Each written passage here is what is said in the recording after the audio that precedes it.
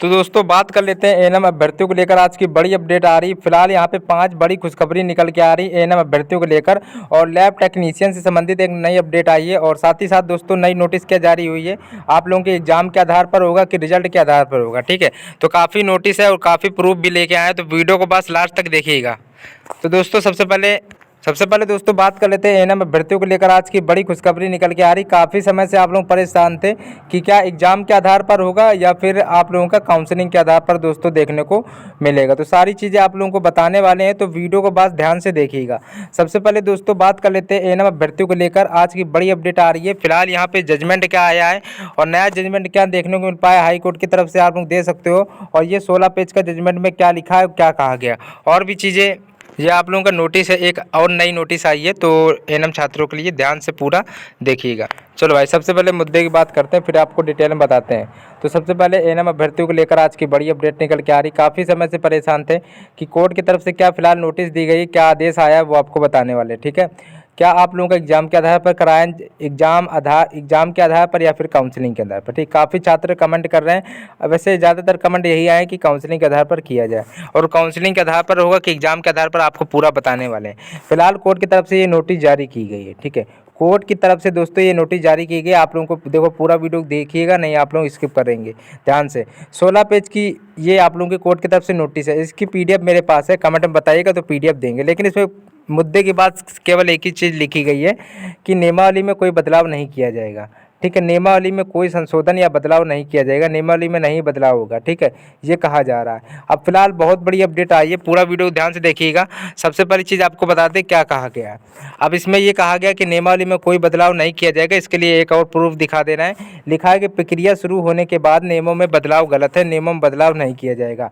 यहाँ पे देख सकते हो प्रयागराज इलाहाबाद हाई कोर्ट ने एक आदेश में कहा है कि कोई भी चयन प्रक्रिया होने के बाद उसके पात्रता नियमों में कोई बदलाव नहीं किया जा सकता। ऐसा किया जाना गलत है और वह उसे प्रक्रिया में शामिल अभ्यर्थियों पर लागू नहीं किया जा सकता। यह आदेश ठीक है दे दिया गया है। फिर ठीक है, अब इसमें मुद्दे की बात यह है कि नियमों में बदलाव नहीं किया जाए। अब नियम क्या कहता है वो आपको चीज़ें बताएंगे, लेकिन उससे पहले आपको एक डिटेल दे रहे हैं। दोस्तों नियम क्या कहता है, उस ऑफिशियल नोटिस जारी की गई, वो आपको बाद में दिखाएंगे। लेकिन उससे पहले एएनएम अभ्यर्थियों के लिए एक नई खबर है, वो आपको यहाँ से डिटेल में आपको बताते चलेंगे। केवल मुद्दे की चीज़ यहाँ पे लिखी हुई है, लिखा है कि यहाँ से देख लेते हैं। एएनएम का पद जिला स्तरीय होने के कारण जिला पदाधिकारी की अध्यक्षता में गठित कमेटी के अनुसार के उपरांत एएनएम का संविदा नियोजन किया जाता है। अब एएनएम का जो पद है राज्य स्तरीय हो चुका है। ठीक है, जो एएनएम का जो पद है राज्य स्तरीय हो चुका है। इसमें एएनएम के संविदा नियोजन हेतु समान प्रशासन के अधीन गठित कमेटी का अनुशंसा प्राप्त किया जाना है।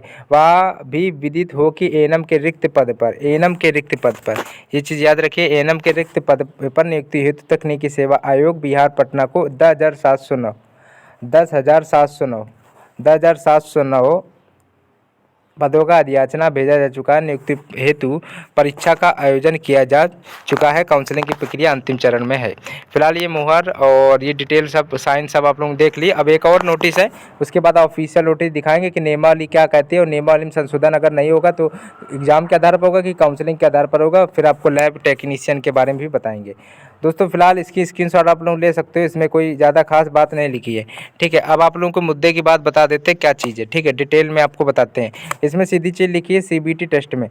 ठीक है, कुल कितने अभ्यर्थी 46,862 थे, जिनमें कि 8791, मतलब कि ये डिटेल यहाँ पे दोनों आप लोग दे सकते हो। यहाँ पे दे सकते हो कि 46,862 में इतने योग्य हैं, 8,791 योग्य हैं और इतने योग्य हैं तो काउंसलिंग ही होगी। काउंसलिंग ही दोस्तों कराई जाएगी। अब आपको ऑफिशियल नोटिस बताते हैं। देखो 2018 के नियम के अनुसार, 2018 नियमावली के अनुसार कहा गया है कि काउंसलिंग ही होगी, ना कि आप लोगों की एग्जाम रिजल्ट मेरिट के आधार पर। काउंसलिंग ही कराने की बात कही जा रही है। ठीक है, तो दोस्तों काउंसलिंग ही होगी। फिलहाल कमेंट में आप लोग अपनी राय जरूर रखिएगा कि एग्जाम के आधार पर होगा कि काउंसलिंग के आधार पर।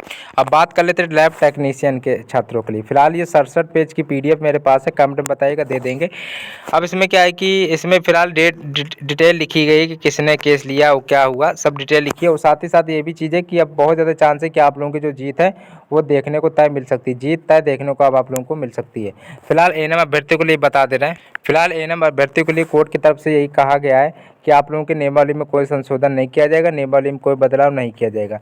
लेकिन दोस्तों एक तरफ काफ़ी छात्र एग्जाम के आधार पर, रिजल्ट के आधार पर, मेरिट के आधार पर दोस्तों यहाँ पे बहाली करने की बात कर रहे हैं। एक तरफ काफ़ी प्रयास किया गया कि एग्ज़ाम के आधार पर ही देखने को मिले, और लेकिन नियमावली और ऑफिशियल नोटिस तो यही है कि आप लोगों का काउंसलिंग ही होगी। तो इसलिए काफ़ी प्रॉब्लम चल रही है, जिसके तहत फिलहाल साफ साफ कोई निर्णय अभी तक नहीं दिया जा रहा है।